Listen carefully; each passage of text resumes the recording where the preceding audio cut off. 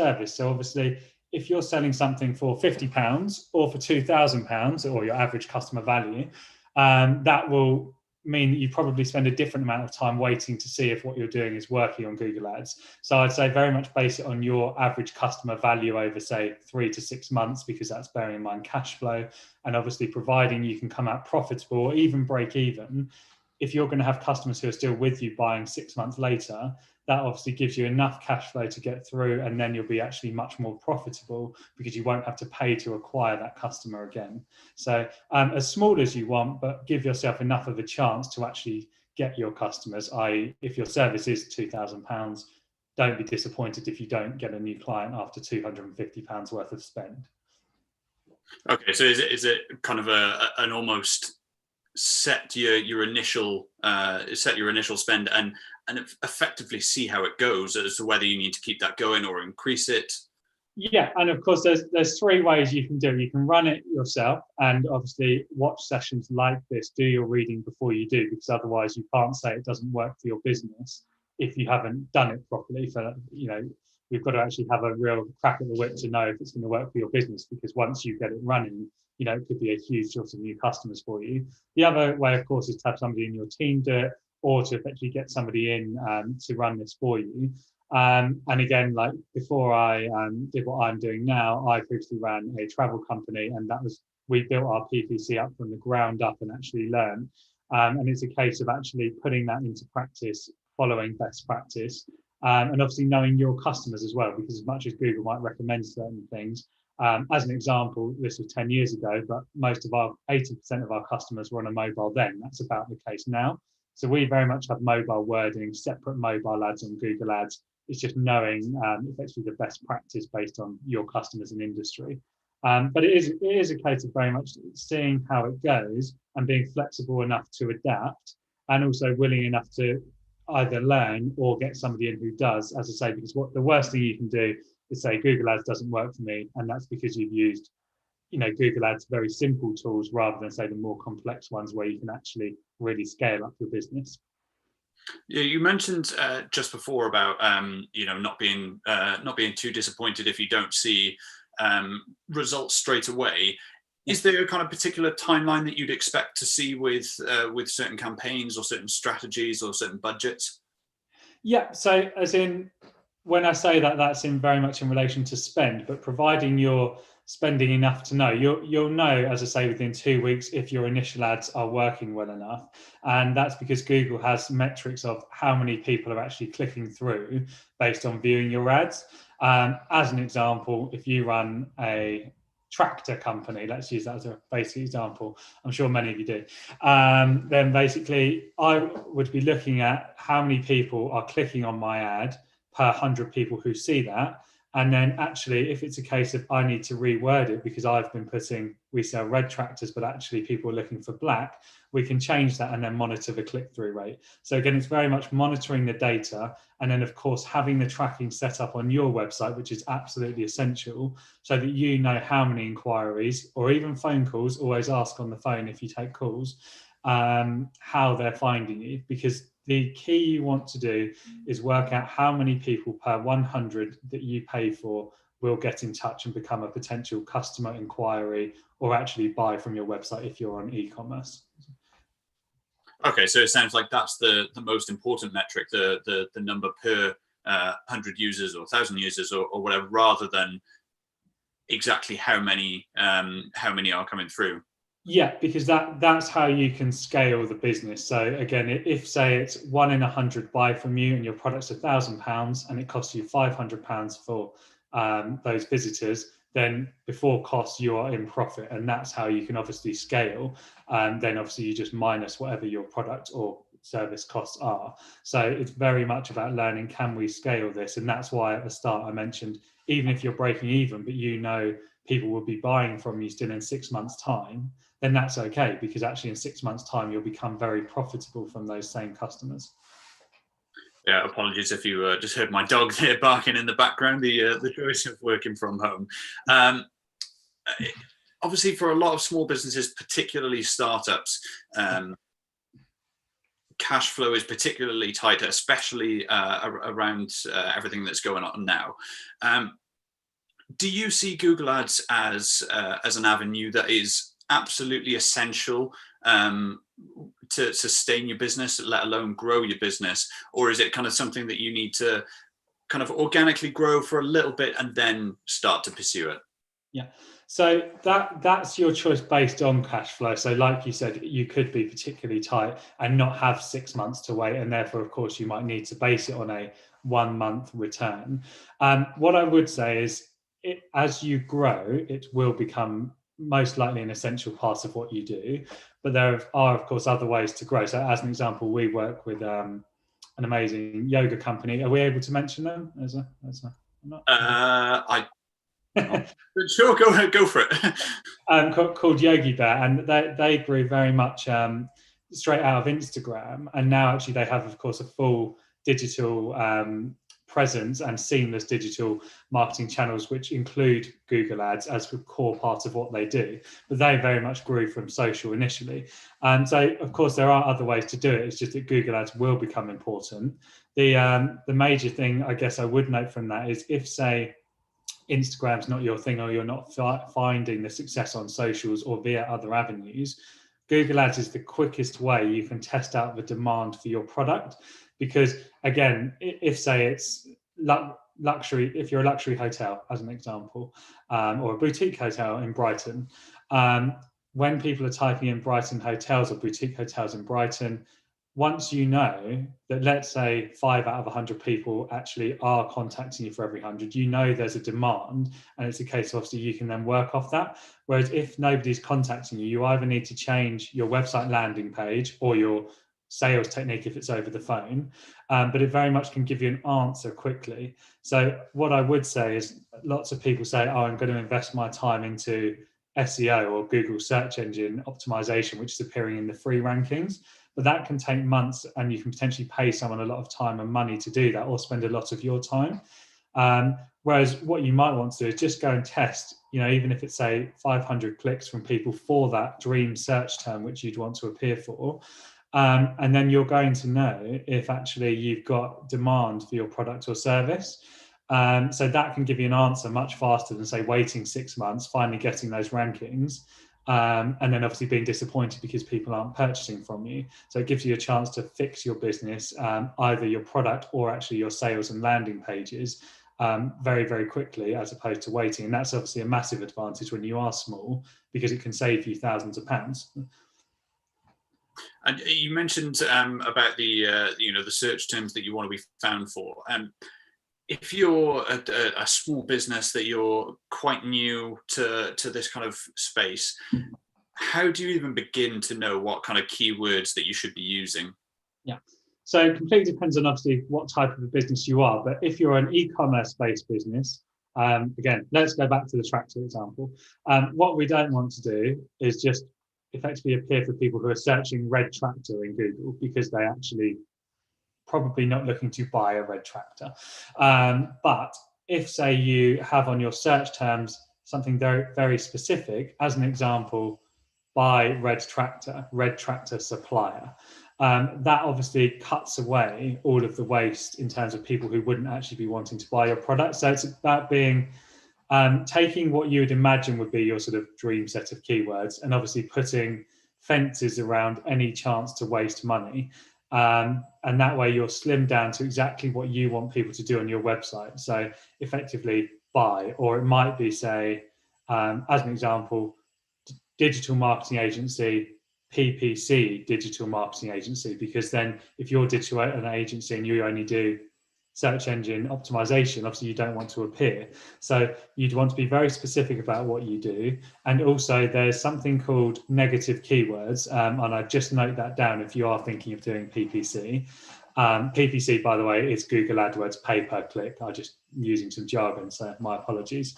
But do look at negative keywords, because that will actually stop you spending money if somebody types in something. So again, on the tractor, if you've only got, say, red tractors, somebody types in blue tractor, you would not want to appear for that. So you use blue as the negative keyword. So therefore, if somebody's got that in their search term, you don't appear. So it's effectively, think of your ideal search term. What do you want people to do, i.e. buy? and what do you not want people to do, i.e. look for the wrong product. And that way you can build out an initial campaign, which is probably going to be fairly accurate. And again, the reason I said at the start, make sure you have those best practices, is because then if you do that, if you get great results, fantastic. But if you don't, you know you've done it properly. Whereas if, say, you didn't get great results, but you had no negative keywords or no specific keyword planning, you could get a false sense of how good Google AdWords is for your business and then potentially miss out on revenue going forwards.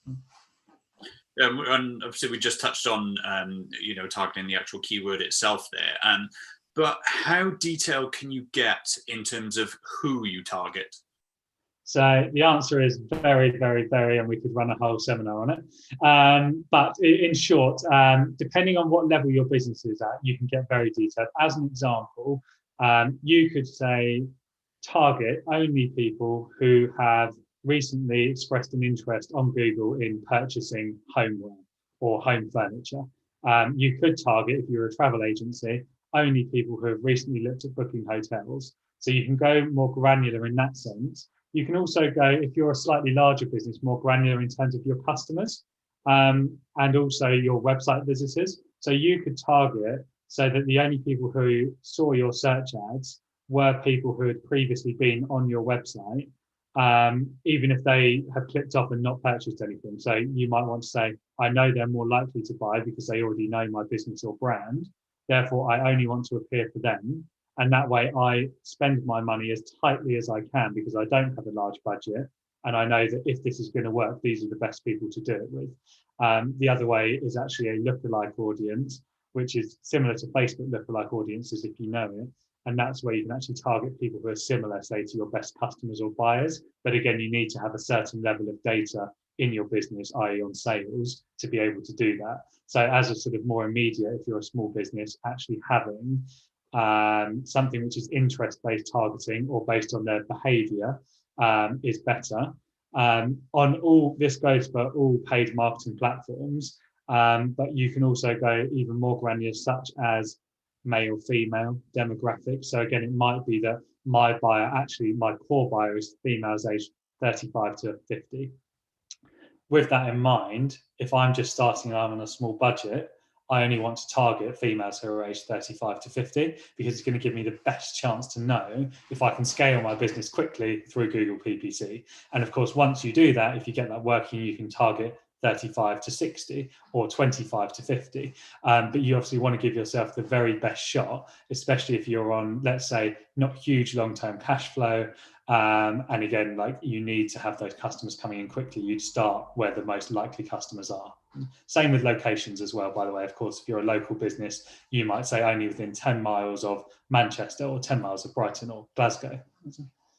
Yeah, absolutely. And obviously we've discussed kind of looking at what you as a small business want to get out there. Is it possible to target your competitors with Google Ads and PPC? Yes, and it's quite possible they will target you as well. So again, as an example, with travel, you will get people who are bidding on your brand name. So if you're, X travel, people will type in X travel and you'd get a competitor bidding. Two ways you can deal with it. You can either agree not to bid on each other's keywords, which would be too cordial probably, or you can actually obviously bid on their name as well. But the key is there's no point in bidding if you're not getting the return. So again, you have to have that tracking in place. Google does have one thing which is an advantage for your own brand, which is where if a competitor wants to bid on your brand name or vice versa, they'd have to pay more than you would because Google knows it's your brand. So again, you have to prove the return is there to justify keeping doing that. And also, if your competitor, say, is far larger, I'd actually be much more inclined to be cleverer about what you're doing than trying to match them, say, spend for spend on your name, because you just end up wasting your money. So you might go with very specific search terms, look at niches, and it might be their niche. But again, because Google doesn't know it's their brand, you actually end up paying less than you would if you bid on their brand name. And is it something that you'd recommend targeting a competitor? I would if the value justifies it. But what I would say is I'd target the competitors' keywords first. So depending on, again, like the size of your business, if you're using an outside team, sorry, if you're using a team member yourself, an agency, as an example, if I want to know what Google Ads a company's running, I have a program that me and the team can go and look at and effectively have a list. And so you would effectively be able to go and see what keywords you should look at bidding on. If you don't have that resource available, then I'd be typing in what you imagine to be their keywords and seeing if they are coming up on the paid ad section. And then obviously you'll want to go and compete with them. The good news is, however big they are, you can compete with them because Google ranks it effectively has a quality score, and that's a combination of the amount you bid versus the quality of your ad. So if Google deems your ad copy and your landing page to be more relevant than your competitors, and this is where you can be more clever, then you can actually pay less but still appear above your competitors in the rankings. And that's obviously key, because the more times you're top, the more people are going to click on you. And obviously if you can bring that cost down, that's ideal, because you're paying less. You can send 50% more people to your website for the same cost. And actually just on that, this might come up later, but that's where having things like, even now, mobile specific ads and ad copy and landing pages versus desktop landing pages and ad copy can really help you, because that can massively up your click-through rate, and actually then that brings down your cost because Google knows it's more relevant. It's all about doing what Google wants effectively, and Google wants you to be the solution for your customer. Yeah, absolutely. Funny enough, that was going to be my next question about splitting between mobile and desktop.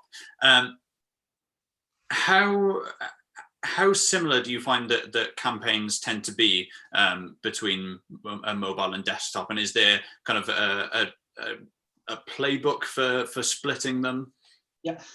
So this is again a complete generalization, but more people now are on mobile than a desktop. And the likelihood is, unless you're in B2B, you probably have 60 to 80% of your visitors on a mobile. So in that, again, when you're looking to scale quickly, there's more people on a mobile to effectively go for. However, if you're looking, again, you're a small business and you need every ounce of return you can get, actually go into your Google Analytics, if you've got e-commerce at the moment, look at your conversion rates by mobile and desktop, and then prioritize based on the results from that, because everything about what I do, what you want to do, is based on data, as in it should be evidence-based, not opinion-based, because then it's directly true and you see the results. So if your conversion rate is double on desktop, it doesn't matter that there's 3 times as many people on mobile, because there'll still be, on your small budget, you're never going to exhaust everybody who's searching on a desktop. So again, it's like with, say, your best demographics, you want to be focusing on your best platforms. But actually that could mean that it's iPhones. iPhone users, as an example, are notorious for having a higher conversion rate than Android. It's catching up now and actually getting quite even, but that was like hugely the case 3 or 4 years ago.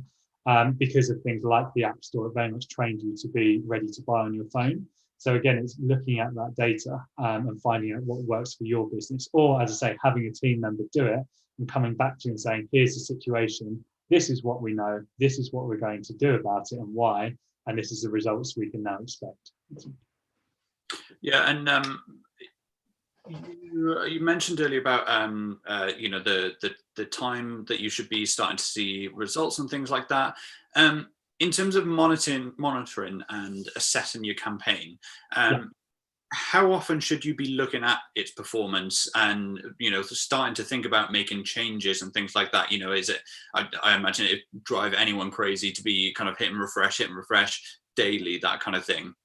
What I can tell you is, when you get like huge momentum, you will be checking it multiple times daily. As in, if you can scale it up and you see something's working, and let's say you were spending £100 a week and now you're spending 3,000, you will be checking that multiple times. You won't be able to help it, because it's so exciting when you get on that momentum and the roll. As for like general, what I call effectively maintenance, you'd be wanting to look fairly regularly at the start, again, especially if you're on a relatively small budget, to see based on click-through rate, because even if, say, you don't have tens or hundreds of purchases coming through, you might see that actually you're getting hundreds of impressions each day. And that's obviously something which you can make an immediate change on. So if you're getting no one's clicking through, but lots of people are seeing your ad, you change the ad copy. What I would say is, like, again, if you want sort of a direct note to write down, I'd look at around 1,000 impressions will give you an idea as to what your click-through rates are on your ads, and therefore you can have an accurate idea of what you need to do. And don't be disappointed, by the way, if it's not 15%, that's okay. But what you might do is test the exact same ad and landing page, but have different headlines, and one might have 10% and one might have 5%. And they are that different sometimes as well. So then after 1,000 impressions, you'd be able to know actually which is coming through as, like, you can run. And once you pick the one that's working better, that reduces your cost for all of your ads. And again, what I would say is you then do that again and again and again, and that's part of like the maintenance process. But once you're spending those higher amounts, and obviously it might be actually every 50 purchases instead of every impressions, because then that starts to actually be the most important thing for your business at that stage in your ads account. Okay, so it sounds like the way that you're monitoring it and the way that you're assessing it will actually kind of change as the campaign progresses, as the success of it progresses, and what you're getting from it, really. Yeah, and as a small business, what I would say don't do is just go and set up your ads and close your eyes and go away for a week and think, I'll see what happens. And if somebody does call, I'll just do my usual telephone conversation. You've got to actually ask where it's from. You've got to be monitoring in those initial days, because obviously every pound is vital at your early stages. So you need to, as I say, make sure that you're not wasting any. So again, by monitoring, it might be that one day you measure the negative keywords to make sure that you're not getting search terms which you don't want. There's, again, Google's so deep that you could do it every day anyway, but I'd say, like, certainly at the start you want to be just making sure there's no waste. Yeah, and something you said right at the start was about businesses not seeing results, and kind of that, usually that's because they're using it in quite a simplistic way. Obviously, this is what you do as a profession, as a business. How many small businesses do you see that kind of throw their hands up and say, Google Ads is awful, I tried it, didn't work, and that's it? They don't come back to it. They don't try and learn from that. Yeah. What I would say is possibly more common in small growing businesses who have grown to a certain stage is saying, we run Google Ads and we're scared to turn it off, but we don't know if it's working, which is exactly the same, as in we see you're effectively not knowing what's going on. It's a high percentage where, say, it's a small company, because naturally, and I was in this position as well, as I say, with the travel company, because we grew that from scratch. Where you've got to do 50 million things, and spending hours of research on Google Ads is probably not going to be something you've got time for if you've got your 50 million things to do. So it's really a case of, effectively, again, like, you want to be able to give yourself a good enough shot that it's realistic. But I understand that when you're that small, you have to effectively, it's either one of your team or it's you doing it. And I made a very early decision that I would learn it. And obviously that's how, post the travel company sale, that I actually came on and started a digital marketing agency. But what I would also say is it's not always the answer to have somebody outside, as in the business, say an agency, doing it. You have to get an agency that's ROI focused, which was one of my disappointments when our travel company grew and we worked with digital agencies, that actually the ROI focus wasn't there. So I would say whoever's doing it, you've got to have that ROI focus, because that is the be all and end all when you're a small, hopefully growing business. Like now, where obviously I was literally looking today, and it was under 1% of companies have doubled their turnover since the pandemic, but actually over 20% have actually halved their turnover effectively. So we're in, like, obviously everyone, all of us are in a really tough position right now. And it's obviously about what can you do and how can you get the most value from what you're doing. And that does actually make Google Ads at this point slightly cheaper to use than, say, it was last year. But again, you've got to realize, depending on what type of business you're running, is that right for you right now? So again, like, have a proper audit, see where your words come from. What I should have said actually on the keywords as well is you should be using Google it was called Webmaster Tools. They've updated it. But now effectively you can see where people are finding your website from. And if you can see where people are finding your website, and also more importantly, what pages people are landing on to buy, that should give you your initial ad set of keywords in Google Ads. If people are landing on your, let's say, leather brown bag, Brighton, as in if that was your keyword, then obviously that's the kind of keyword you could immediately look at, providing it's getting you a good conversion rate to actually begin bidding on. So again, it's if you're small and growing, it's about building out your keywords slowly, and just, as I say, focusing on that ROI. Whoever's doing it, whether that's you or somebody else or one of your team. Yeah, but don't feel bad if you don't know the ins and outs, because it's genuinely common and it's normal, because at the end of the day, you shouldn't be expected to be an expert. It's not like your fault, as in it's the fact that it takes days, weeks to master, and obviously days, weeks to actually refine what you're doing and learn what works. Because even everything we do, it's not like I come in and I know everything. And what I can say is, based on previous evidence, this should work, and then we have to learn with this account how actually that applies to us. So we can get the head start, but you still have to actually know how that's performing for your business, because of course every business is different. Yeah, I was going to ask about the impact of the pandemic, actually, because I thought it was an interesting one, where obviously so many businesses have taken a huge hit over the past 7-8 months now, which would think that people are reducing their spend on Google Ads, but at the same time, more people are at home. More people, particularly in the early months, are on furlough, spending more time on their phone, browsing, shopping, and that might have kind of seen an increase. So what is the situation kind of been?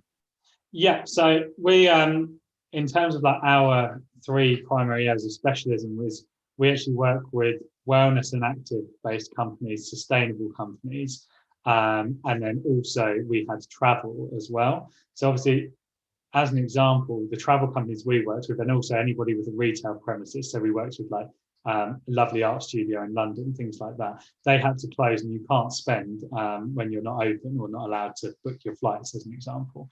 So the spend there literally drops off a cliff. With, say, our clients in the wellness and active space who didn't have a premises, as an example, yoga company, homewares company, skincare company, that demand went through the roof, and that actually meant that their cost on Google Ads became higher, but the conversion rate was also massively higher, because people, as an example, if you were B&Q, their conversion rate, I have no doubt, would have gone through the roof. And that's because people were actually more likely to buy and more ready to buy, because they were doing things to their house or their garden, whatever that might be. So again, it's very much about the sector you're in. But obviously, as I say, I literally had it on my phone earlier, and I'll just find it.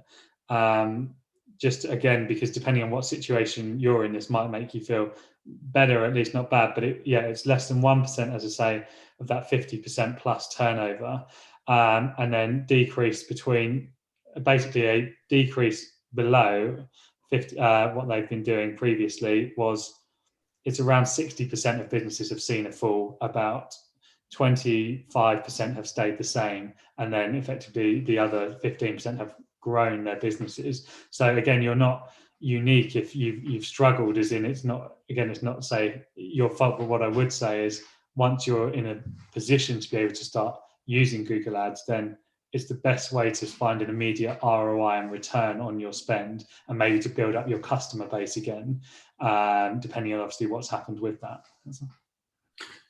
Yeah, that's really interesting. In terms of the kind of creative aspect of Google Ads, once you get all, you've got all your keywords, you know exactly what you're targeting, you know exactly who you're targeting. How important does the kind of creative aspect of the ad itself kind of sit on the scale of that? Yeah.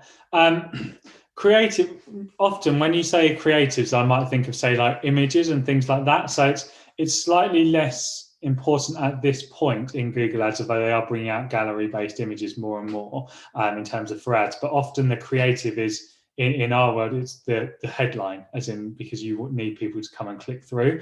The creative part in terms of, say, making sure that you're converting those customers comes when they land on your website. So again, like that's where you need to be, again, monitoring not only your click-through rate, but your conversion rate. Because if you could double your conversion rate, you could pay double the price for the same number of clicks and it would still be okay.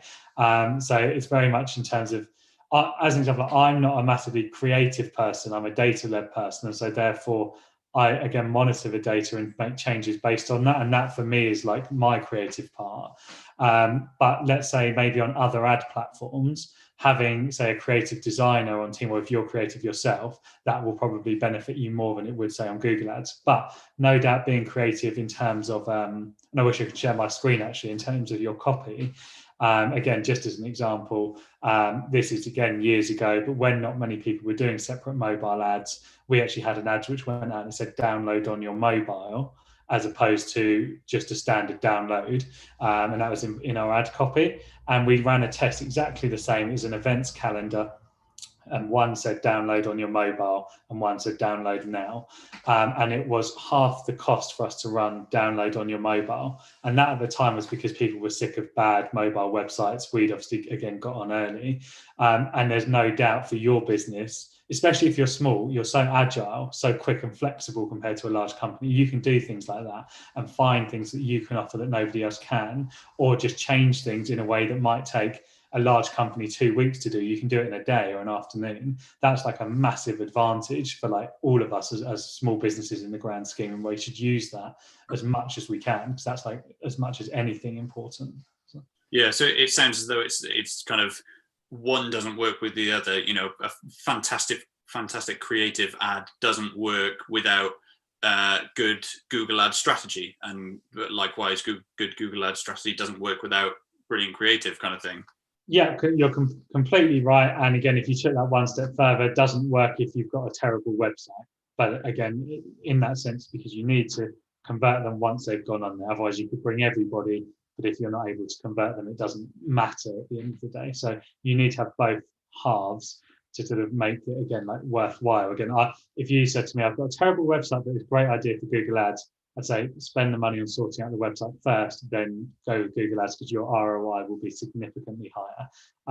And again, just a point of note on that, there's obviously lots of web designers, and loads of them are great and amazing designers. What I would be looking for, if say you're looking to effectively redo your website or make it more conversion optimized, is somebody who is a web optimizer, as in a developer focused on your ROI, not just the look of it, because you can have amazingly beautiful things, but if you don't have a solid, real call to action, and say a good checkout process on ecom, you're going to struggle whatever you do. And I can tell you now, if you are on ecom, you want people to be able to buy within 3 clicks of landing on your website. And if that's not happening, you really want to make that happen, because you're going to see the results from that like immediately. Yeah. Okay. We've had quite a few questions come in, so I think it'd be a good time to move on to those. Yeah. So Sonia asks if Google Ads is mostly beneficial for product or service-based businesses. In terms of which one would I prefer it for if I had to pick? I guess. It can be completely both. I wouldn't say as a benefit. It's obviously on service-based. Normally your your fees are higher than, say, what you might sell a product for, depending on your product business. So again, with services, we worked with a language training company, and their average value once they got a contract was thousands of pounds. So they could spend and wait for that time for the right inquiries come through. Whereas on a product basis, you might be selling your product for £10. Could be £100, it could be 200. It's unlikely to be thousands. So you just have to get those results obviously that much quicker, and you can get results quicker. So you'll find an answer probably within 1 week if you're a product company, as to if you're able to run your Google Ads at in a profitable way. So in that sense, it will work for both. It's just that you have slightly different time frames based on how much your average customer value is. Okay, and another question, I'm going to apologize because I'm fairly certain that I'm about to absolutely butcher their name. Gonzague, I hope I've got that some way correct. So he runs a B2B consulting business and asks if both Google and LinkedIn should be considered, or is one platform better than the other to promote services successfully? Yeah. So like I said at the start, if you know what people want and are typing into Google, you almost can't beat Google except for Amazon, because that's the other place that does it. As in, if people are searching for your service, people don't type in on LinkedIn in like a search query. So as a start, Google is that one for those core search queries. You can't beat it in that sense. LinkedIn, however, is really good. What I would say is it's significantly more expensive. And so again, depending on what your service is, you need to have a bit more of a run in terms of cash flow, but also probably a slightly higher priced product or a recurring fee product service that you're selling. But in terms of of the question you've asked, I would say what you could do is, depending on what area you consult in, I'd be creating some kind of a video guide. In ideal video, you might not be able to do that, otherwise PDF, that actually when somebody types in exactly what you're wanting, that you've really niched. So as an example, if it was yoga retreat consulting business, you would be wanting to have the guide or the Bible or the A to Z of how to grow your yoga retreat that somebody can download on to watch on video or on PDF. Because again, the more personalized, and this is e-com or B2B or services, the more personalized you are, the higher conversion rate you will get every single time. And it's the same as if you wanted to work with me and you've got a very specific business and that's exactly what I do, you're going to trust me more than if, say, I'm generic. And it's the same as with customers. So business consulting, or say if you've got a skincare product, if I've got dry skin, I'm probably going to buy the product, which when I click I have dry skin, comes up as this will solve your issue. So again, it's very much about being personalized in what you do. And again, the more personalized you are, higher click-through rate means less cost for Google. As much as I've said it's less cost than LinkedIn, by the way, depending on the search term, it can range from anything from 20p to £20 a click. But don't get scared, it's not often £20. Okay. Another question, you mentioned price in there, which maybe jumped to this one. Is another question that says some agencies propose a package of around £400 a month to manage a 1,000 monthly spend. Is that a good approach, or is it better to manage the ads in-house and you effectively end up with a £1,400 budget? Yeah. I'd say if you don't know what you're doing as such, or you're not confident that you are, let's say, at the very least, you cannot perform well or at a good level, 8 out of 10 level, then no, because if you waste 1,400, that's worse than spending 1,000 and obviously then actually getting results from it. What I would say is, and that is relatively common, and then often it will go to a percentage of your spend in terms of the fee that people charge you.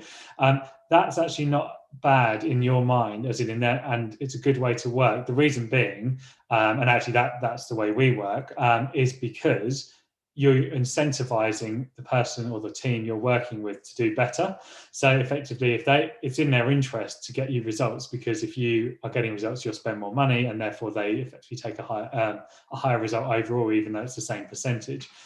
So that I would say. What you might want to do is, obviously, if you don't have the time to know it yourself, but you're thinking somebody in your team, again, put them on a proper course. You'd have to spend money in terms of on doing that, but I'd highly advise it. And then obviously invest in them and their ongoing training. And it might be that actually you're saying, right, we're not going to get an agency in because we have a 12-month run. We know we have £2,000 a month to spend, as an example. But get somebody in, an expert or an agency, just to work with your team for a day or something like that, because obviously that gives them skills they can apply on an ongoing basis. And also, don't be afraid to ask the odd question. I can tell you now, as in, like, we have people who we've almost worked with, haven't ended up, and they've chucked us the odd question. People should be more than happy to do that. It's like the human thing to do, and the worst somebody's going to say is, no, I'm not answering. So if you've got like one specific question, like, you should ask. Okay, great. we've got time for a couple more. A question from Alex, who asks, when using Google's keyword analysis tool, what are the most important stats to be looking out for when creating your adverts? In terms of creating your adverts, one is obviously search volume, because if there's nobody searching for your keyword, then you're going to be trying to spend money and literally not able to. And one, of course, is also the cost. So as an example, if you're thinking, oh, I've got a £200 budget, probably get 200 clicks, and you see your keyword is £20 a click. Again, unlikely to be the case, but in the odd situation might be.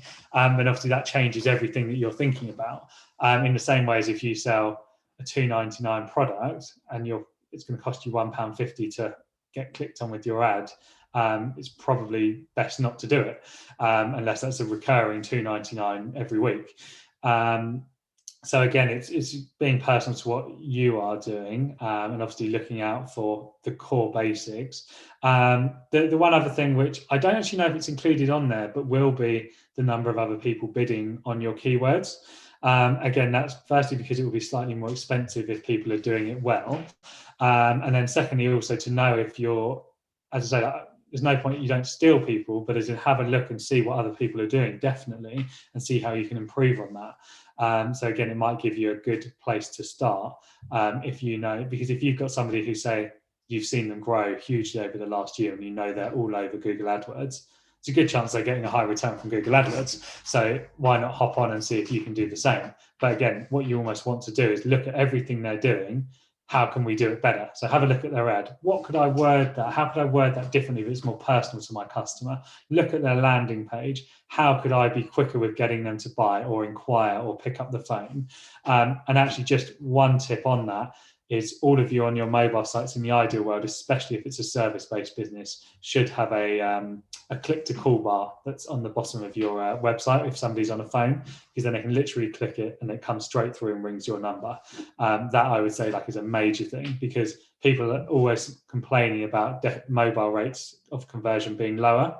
Well, let's give them what they actually want. They're on a phone. They can click one button and call us. So, again, it's about being and realizing what people want and, therefore. Okay, great. And we've probably got time for one more. So this question is from Donna, who has an e-commerce business, and she's asking if it's better to run ads on Google Shopping platform or on the usual Google search function. Is it better to do both? Yeah. What I would say is, in the ideal world, you probably don't want to be using both, say, at the same time, but you should definitely test both individually. Often with Google Shopping, so again, it's more obvious on a desktop because you literally have the line of competitors, and that can be really hard if you're a brand. So you sell a niche product or something like that, and you suddenly see all of your retailers are actually selling your product. At the end of the day, there's nothing you can do. So try it and see if that works for you. But in terms of as a generic, if you bid on your brand, even if people are selling, say, your product, actually you will be top for the Google ad listing. So that's probably where you want to start if you're directly just a small brand, but you have retailers who are going to be bidding. But Google Shopping is really good, and really good news on that as well is a lot of it now is free, because Google's trying to effectively compete with Amazon, and they've made more organic free listings part of their shopping listings. So again, make sure your catalog's there and do everything you can to get those free listings. And then obviously, if you can do that enough, you can solely concentrate on normal ads in terms of actually paying. Okay, great. I think that's probably all we've got time for. James, thank you so much for the past 45 minutes or so. I think it's safe to say it's been really useful for everyone who's joined us. If you want to join our next Lightbulb session, that's taking place next Thursday, where I will be joined by Kate Methuen-Lay to discuss scaling effectively and the art of letting go. And you can register for that using the link in the comment section. If there's anything that you want to catch up on with today's session, we will be sending out a replay and recording later on today, and you'll find the replay and future sessions at www.lightbulb-sessions.heysummit.com, or by clicking the link in the comments section below. So yeah, again, thank you for joining us today. And any final words, James, before we leave? No, a complete pleasure, and just effectively a lot of warm regards and love to you all who are obviously doing a really tough job right now in either trying to grow, keep afloat, whatever that is. And obviously with that in mind, again, like if you have any questions that pop up in your head, I wish I'd asked that, do feel free to send that over in one form or another, and I'll be happy to get back to you with a reply. We're all literally in a tough boat now, so pleasure to help you if needed. Yeah, we popped your LinkedIn in the chat function, James. So I'm sure they'll have a couple of connections and a couple of queries through there. But yeah, that's all we've got time for today. So yeah, thank you for joining us. Thanks, James. Bye. Right, thank you all for your time, and you, Jonathan, as well.